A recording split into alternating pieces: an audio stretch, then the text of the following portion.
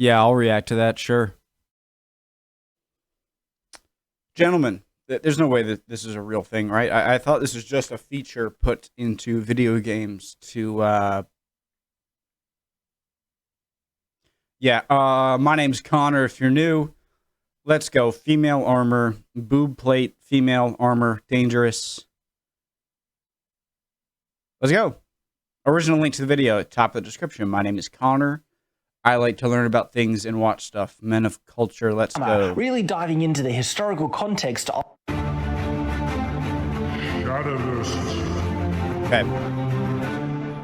Greetings, I am Shad, and recently I've made a video on female armor, really diving into the historical context of armor being made to emphasize physical appearance. And as we found out in that video, it absolutely was done historically, and as to why, how, and where, well, please go watch that video. In this one, I want to focus specifically on the practicality of armor made to emphasize female appearance. Now, another thing that we kind of got to realize in that video is that the main difference that we would see in historical functional armor is the emphasis on the chest area, basically boob plate. Would this type of armor be detrimental to the armor's purpose and function, protecting the wearer? First of all, we need to make a distinction in what type of boob plate.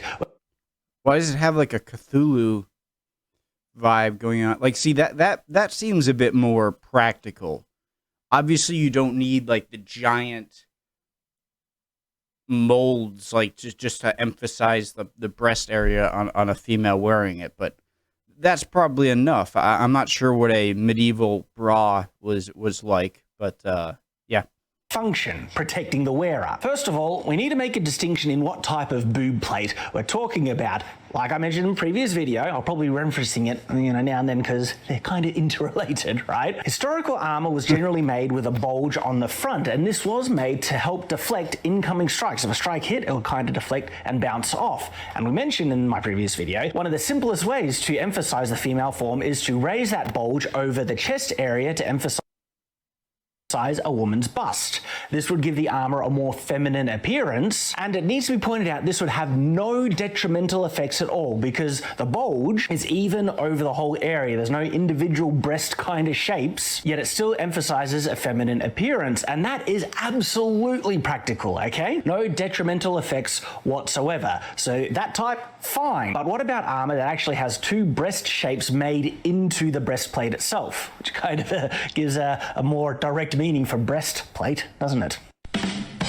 There is such a pervasive idea that armor on this shape with two specific breast shapes in the armor would funnel any incoming strikes to the chest, transferring all the force directly on the breastplate and therefore into the sternum and kill the wearer. True. Or at the very least transfer far more damage to the wearer, which is why you would never want to do it, and any idea of having this type of armor is ridiculous and stupid. Question guys. So with a, I'll go back, something like this,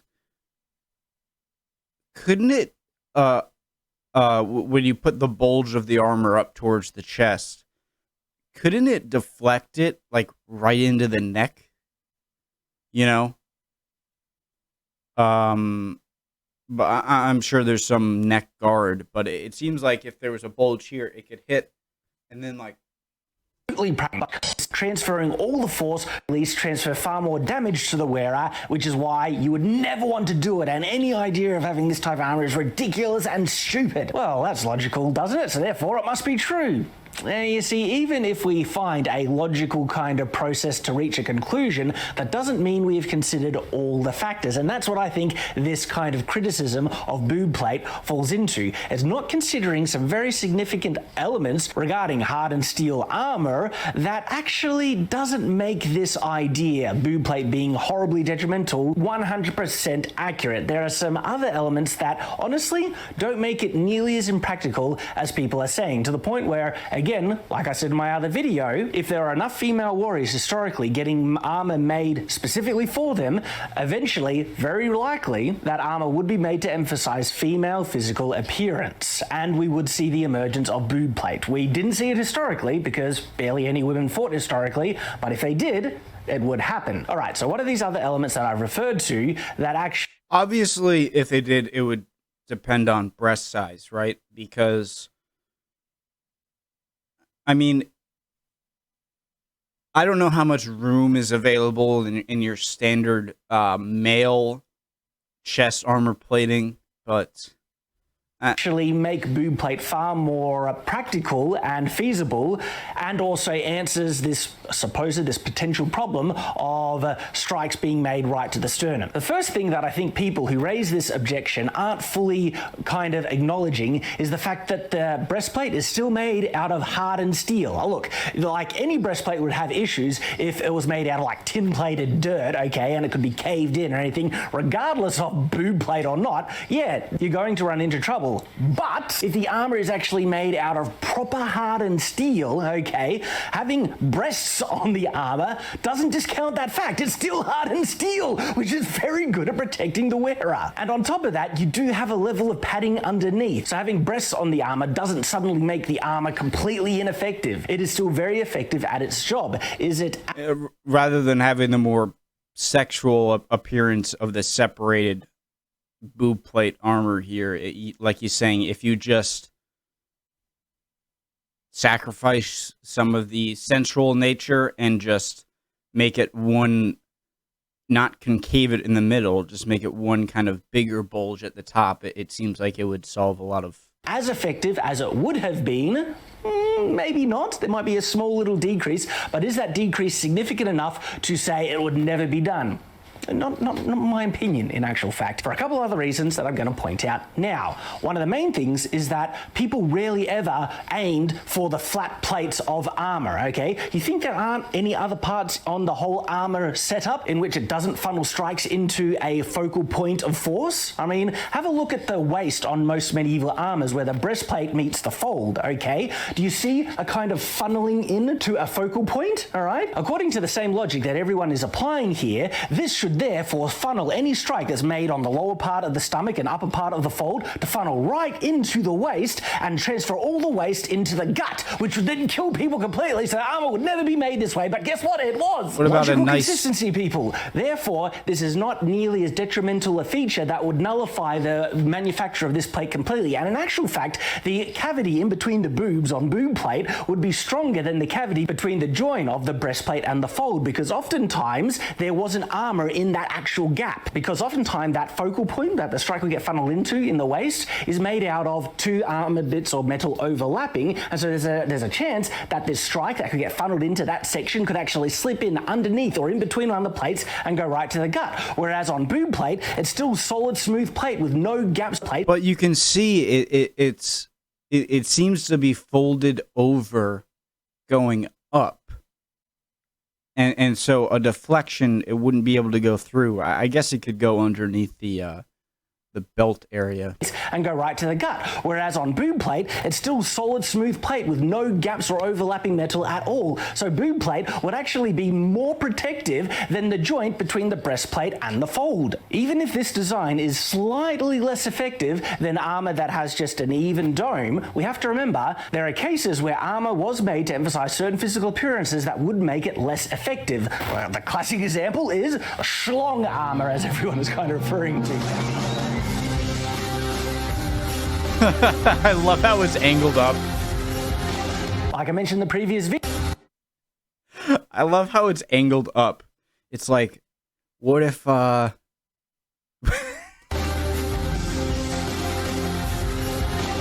I mentioned in the previous video, armor was made to incorporate a codpiece in its design. And you know one of the main detrimental features of having... Just conjuring it. I thought it would be kind of the dick plate armor would be kind of angled down.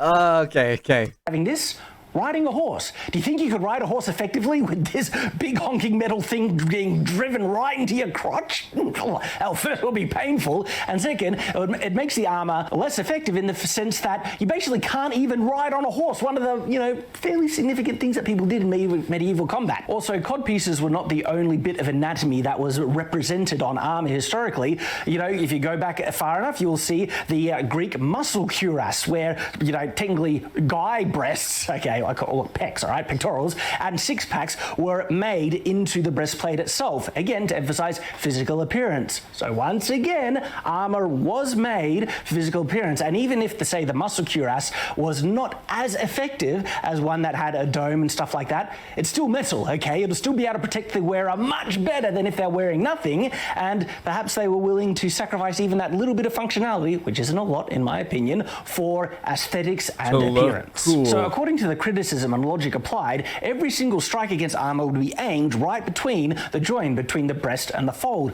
But no, because guess what? It's hardened steel, even if this is a slightly weaker... Guys, look at these little platings at the joint of the elbow. That's interesting. Point in the armor compared to other areas. Guess what they did? They aimed for the areas that were completely open, the open areas of armor. They didn't aim for the plate because they knew aiming for the plates of hardened steel was basically useless unless you're using something massive like a poleaxe, okay? And if you're using a poleaxe against someone in full plate, it doesn't really matter if you're going to hit it in between the breasts or in between the fold or anything like that. You hit them anywhere and there's a good chance you'll be able to transfer a lot of blunt force. So again, having a cavity between the breasts, not a detrimental thing. There are other cavity and weak points on the armor, and there are other areas on the armor that's actually far weaker and vulnerable than this cavity, and that's where people aim for because they're not stupid. They don't just think, oh, steel, because there's a cavity I can now chop through hardened steel. No, it's still hardened steel. The next point that counters this criticism of boob plate being completely ineffective is the fact that the cavity between the breasts doesn't need to rest flat on the chest, okay? It can still be raised up a bit, and in actual fact, that cavity can be domed in between the breasts to still get the deflection feature. So yes, this internal dome can still deflect strikes, and the only strikes you really need to worry about is, like I mentioned, the big ones from like a poleaxe or a lance hit, and they're gonna, you know, threaten a person in armor wherever it lands, not just in the chest. So the chest, not a big problem. The other thing, okay, people think that a strike that, you know, hits a side of a breast kind of cup section of the plate and then gets transferred into the middle transfers all the force of that strike. No. Well, some of it is going to be dissipated by the initial from the side of the breast absorbs a lot of the energy from that strike, and it's going to hit the sternum or the middle section of this armor with far less energy than it did before. In fact, the only type of strike that would have full energy is one aimed directly in the middle, which would still have the same, you know, transferable force if it was done with that armor that had an even dome on the front, okay? Because directly in the middle is... But it would get deflected. It's not going to be deflected either. Oh. Talking about if it's struck directly in the middle on a dome one, it's not going to be deflected just like one with breast cups. So again, this attacking nature of this type of design being completely impractical and useless and is completely detrimental and dangerous, people aren't thinking this through properly. So in conclusion, when we really try and look at all the elements that come into what makes armor effective and being able to do its job and all that stuff, the conclusion is far more plausible and realistic than many people are saying. So there we go. This is if female boob plate armor can actually be functional effective if it's detrimental. And we know what the answer is. So thanks for watching, guys. If you haven't watched my previous video on the historical precedent, okay, on female boob plate armor, do go check it out. I'm sure you will enjoy it. Thank you for watching, and I hope to see you there. So until then, very important topic, guys. Extremely important. Cultured. Great video. And I really do love this channel, though. Yeah. See you guys next time. Very interesting.